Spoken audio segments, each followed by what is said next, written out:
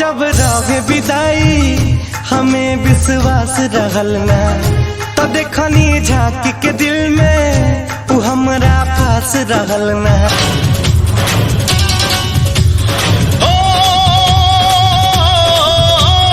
दौलत के आगे प्यार के औकात ना रहल, जिए मरे के प्यार में अब बात ना रहल। दर्द दिल के हमारा कतही मिले ना आराम तो हर चक्कर में गोरी भइनी परेशान हो। दर्द दिल के जानू हमारा मिले ना आराम।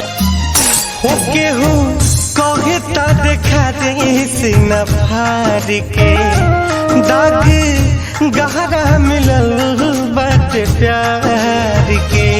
उता तो सदा के डोली में सवार हो गइल, उता तो सदा के डोली में सवार हो गइल। तीर हमरा करे जावा के पार हो गइल। पाप पुण्य से ऊपर होला,